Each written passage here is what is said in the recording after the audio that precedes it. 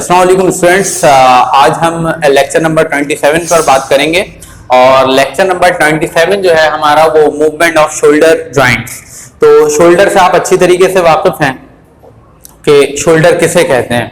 तो शोल्डर को बना लेते हैं ताकि ये चीज़ और वाज़ा हो जाए। तो मेरे साथ साथ डायग्राम बनाए पहले।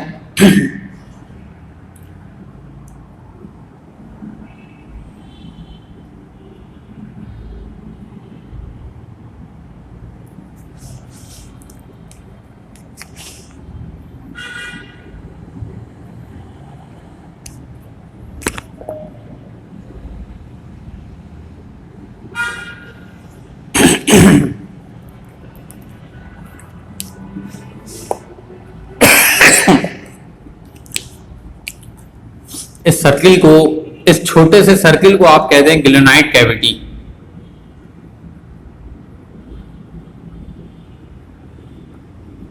क्या कहना है इसे?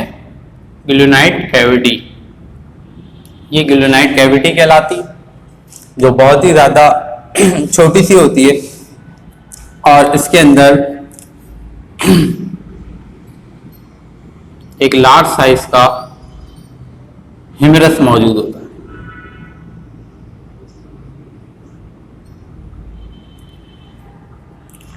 तो अगर मैं इस बोन को देखूं, अगर आप इन चीजों से हटकर एक सिंपल एक बोन को देखें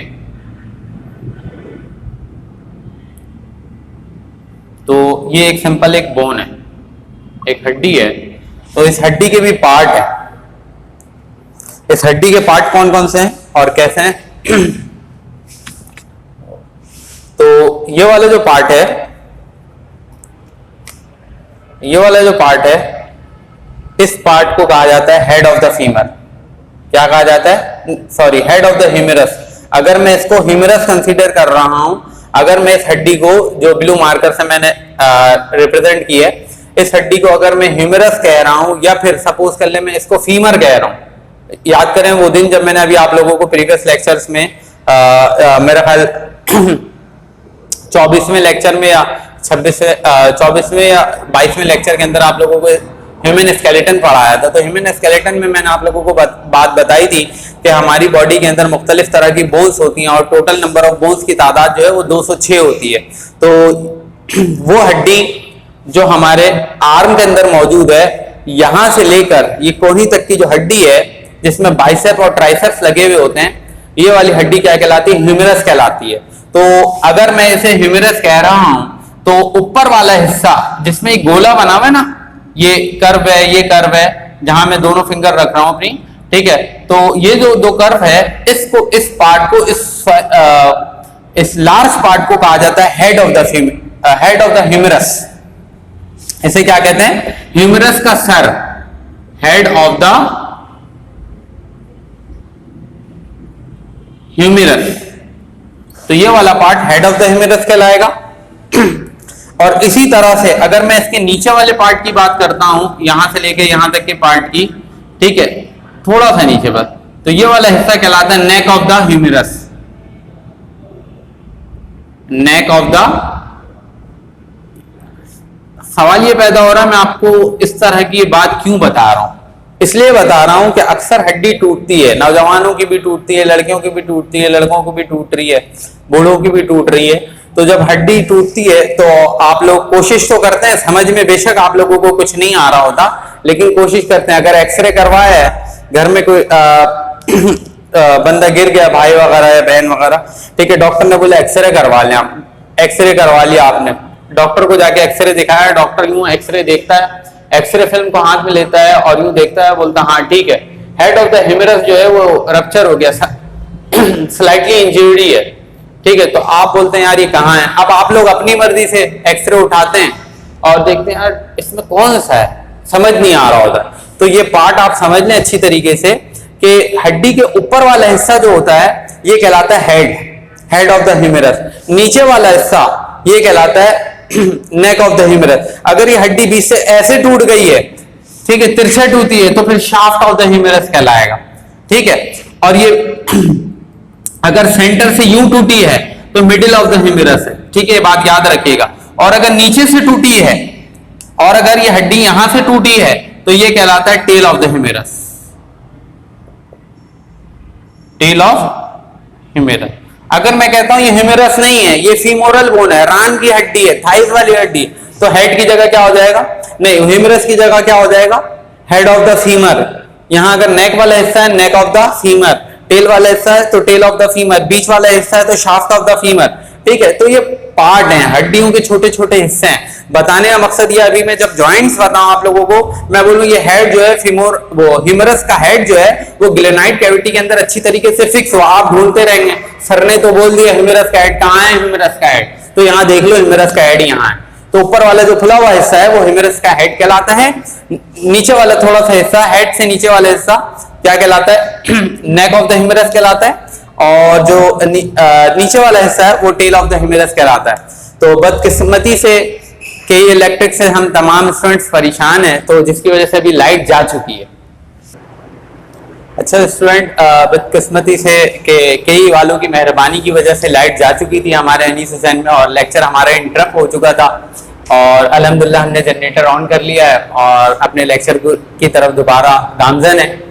तो मैं बता आप लोगों को ये रहा था कि ये जो छोटी सी कैविटी है, जिस कैविटी को ग्लेनाइड कैविटी कहा जाता है, और इसका साइज जो होता है वो छोटा होता है as compare to the head of the humerus. यानी कि ह्यूमेरस का जो साइज है, ह्यूमेरस का जो हेड है, ह्यूमेरस का जो हेड पार्ट है वो 4 टाइम्स लार्जर होगा as compare to the glenoid cavity.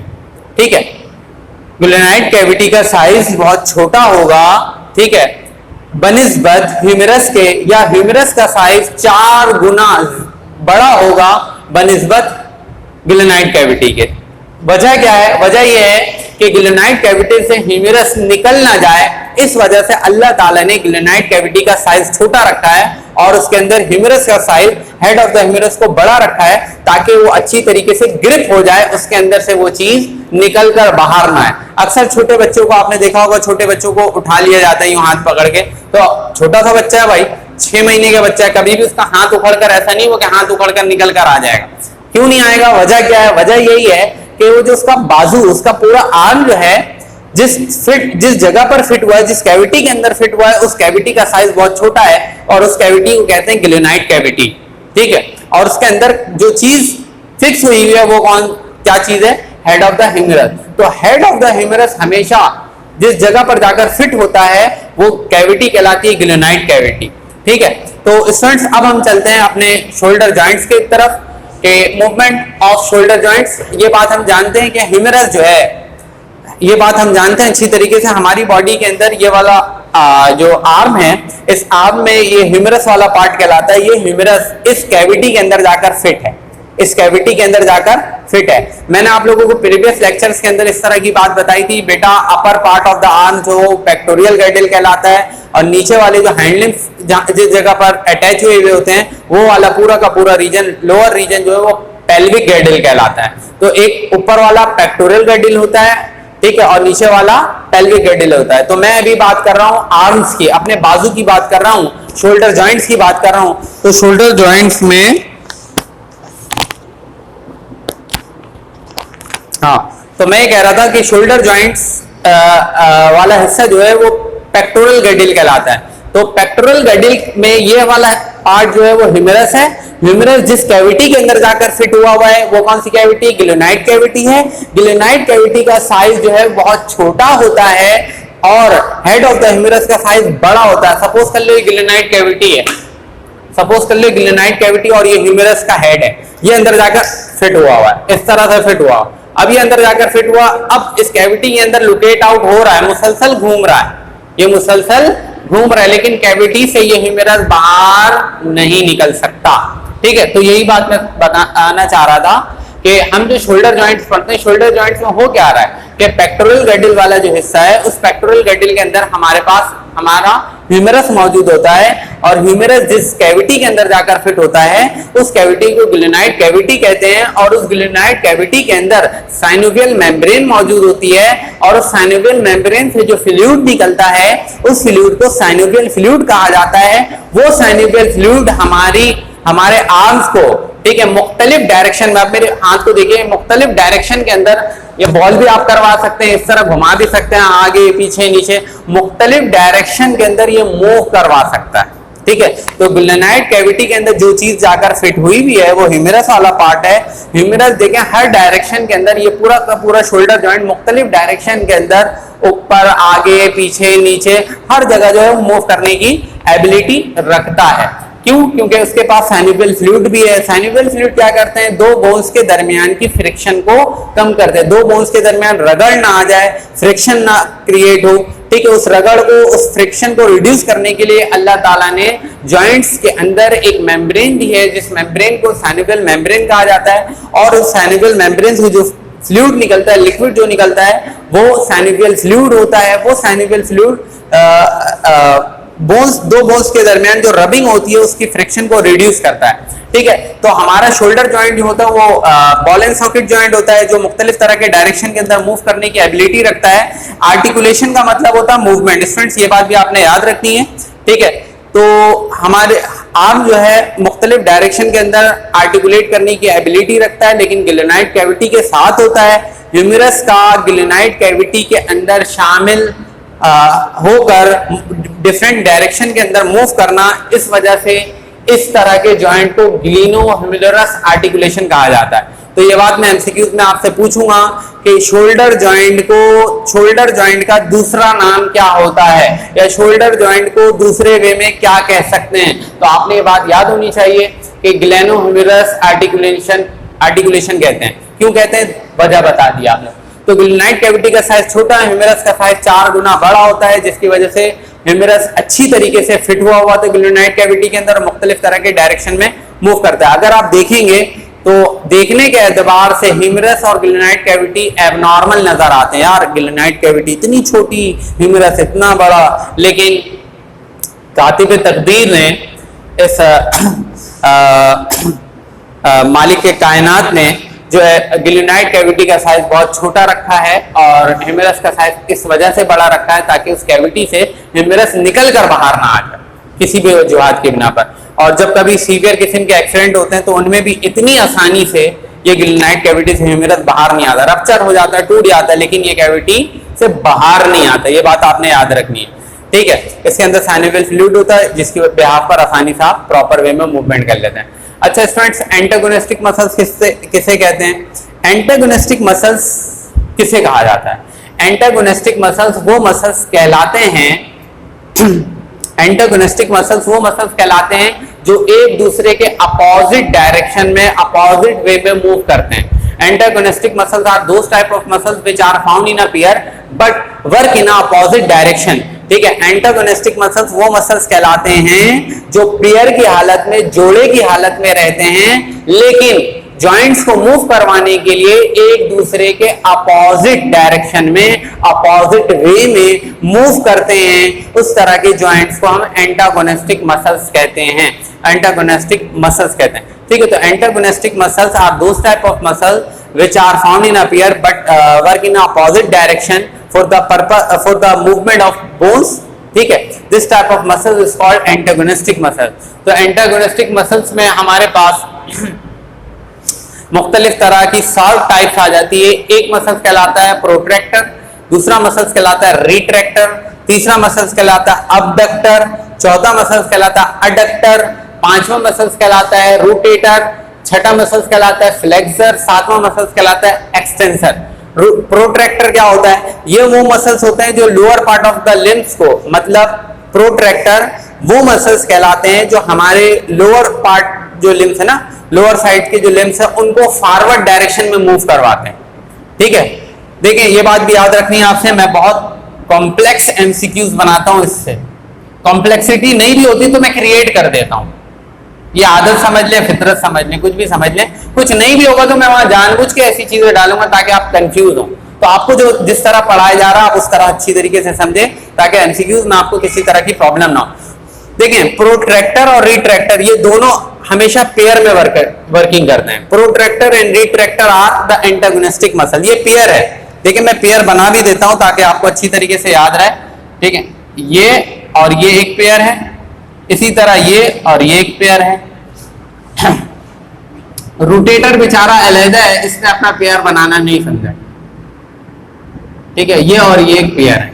ठीक है, protractor and retractor are antagonistic muscles. Abductor and adductor, conductor नहीं है भाई, abductor and adductor both are antagonistic muscles.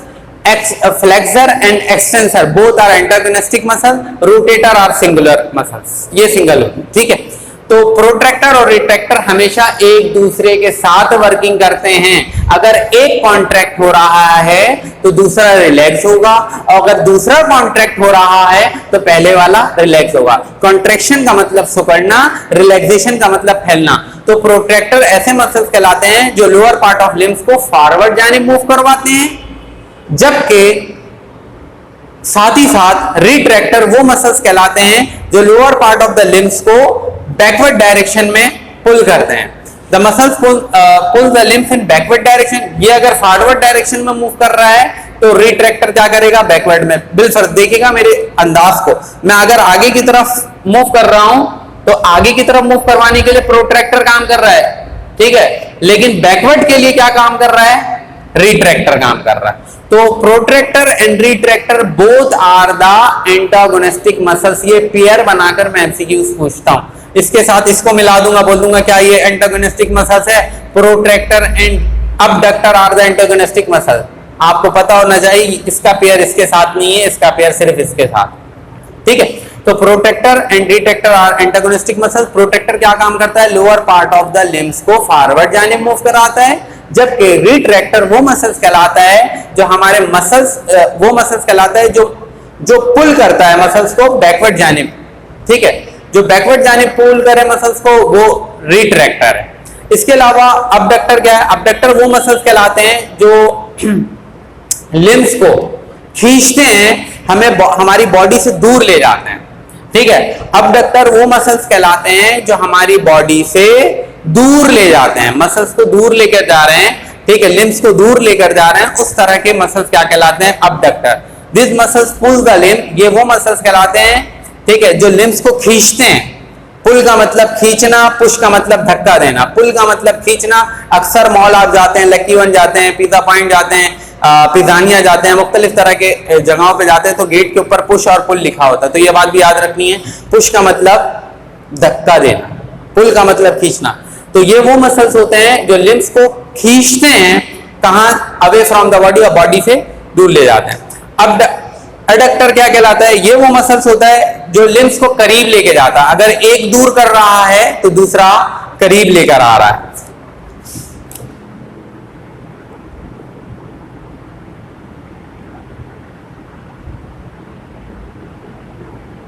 ठीक है, तो ये वो मसल्स होते हैं जो लिम्स को बॉडी के करीब लेकर जाते हैं। ये वो मसल्स होते हैं अबडक्टर, ठीक है, जो लिम्स को बॉडी से दूर लेकर जा रहे होते हैं। जबकि रोटेटर ऐसे मसल्स कहलाते हैं जो कितने मिनट बाकी हैं, 19 मिनट होगा।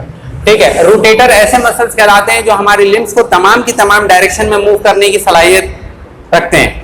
ठीक है, रोटेटर, रोटेट का मतलब क्या, रोटेटरी मोशन होता है। फिजिक्स में आप लोगों ने पढ़ा होगा, फैन जो है वो रोटेटरी मोशन परफॉर्म कर रहा है। ठीक है, इसी तरह जो वो है टॉप में लट्टू, ठीक है, तो वो भी जो है रोटेटरी।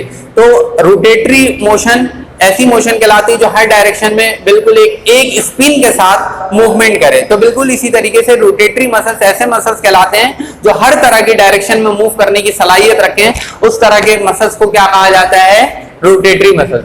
अच्छा, इसके बाद है हमारे पास फ्लेक्सर मसल्स। फ्लेक्सर मसल्स वो मसल्स कहलाते हैं जो जॉइंट्स को क्लोज करते हैं। ऐसे तमाम के तमाम मसल्स जो जॉइंट को क्लोज करते हैं, टू पार्ट्स ऑफ लिम्स को एक जगह ले आए, एक्युमुलेट कर लें, गेट टुगेदर करते हैं और क्लोज कर दें, उस तरह के तमाम मसल्स फ्लेक्सर कहलाते हैं। जबकि एक्सटेंसर ऐसे मसल्स कहलाते हैं जो जॉइंट्स को ओपन करते हैं। Those type of muscles which open the joint, so the muscles is called extensor, and those muscles which close the joints are called flexor. ठीक है, तो ये दो मसल्स होते हैं, एक फ्लेक्सर और एक एक्सटेंसर। तो स्टूडेंट्स, इसके अलावा हमारे पास एक छोटी सी चीज और है। ठीक है, मसल्स दो तरह के होते हैं। ठीक है, एक बाइसेप,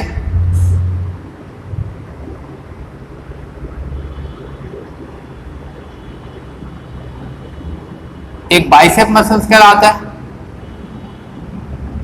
और एक ट्राइसेप मसल्स कहलाते हैं। ठीक है, अब बाइसेप्स क्या है, ट्राइसेप क्या है, ऐसे तमाम के तमाम muscles when the muscles are attached to the bone by two tendon। ठीक है, अगर कोई मसल्स, डेफिनेशन लिख लें इसकी अपने पास, when the muscles are attached to the bones by two tendon is called bicep muscle। ऐसे तमाम के तमाम मसल्स जो हड्डियों से जुड़े हुए हों दो रस्सी नुमा स्ट्रक्चर से, टेंडन रस्सी नुमा स्ट्रक्चर होता है, फाइबर लाइक होता है, बहुत ज्यादा स्लिपरी होता है, व्हाइट कलर का होता है, ठीक है, रोप लाइक स्ट्रक्चर होता है जिसे टेंडन कहा जाता है। व्हेन द बाइसेप की डेफिनेशन लिखें, when the muscles are attached to the bones by two tendon is called bicep muscles. Tricep में लिख दें, when the muscles are attached to the bones by three tendon is called tricep muscles. तो muscles दो तरह के होते हैं, एक बाइसेप और एक ट्राइसेप। तो those type of muscles which are attached to the bones by two tendon is called bicep muscles। When the muscles are attached to the bones by three tendon is called tricep muscle। ठीक है, tricep muscles वो muscles कहलाते हैं जो तीन tendon से जुड़े हुए होते हैं, तीन रस्सीनुमा स्ट्रक्चर से जुड़े होते हैं। बाइसेप मसल्स वो कहलाते हैं जो दो रस्सीनुमा स्ट्रक्चर से जुड़े हुए होते हैं। तो यहाँ ये बात मसल्स की खत्म हो गई है। तो स्टूडेंट, इसमें किसी भी किस्म का किसी भी तरह का कोई सवाल हो तो आप मुझसे वो पर्सनली व्हाट्सएप पे पूछ सकते हैं, और अगर जवाब आने में कुछ देर हो जाए तो परेशान नहीं होएगा। आज नहीं आया, कल नहीं आया, 2-3 दिन बाद, 4 दिन बाद जब मैं फ्री होऊंगा जिस वक्त, तो उस वक्त यकीनी तौर पर आपके मैसेज का जवाब दे दूंगा। तो मुझे इजाज़त दी, इंशाल्लाह अगले हफ्ते के बुलेटिन में मुलाकात होगी आपसे। अल्लाह हाफ़िज़।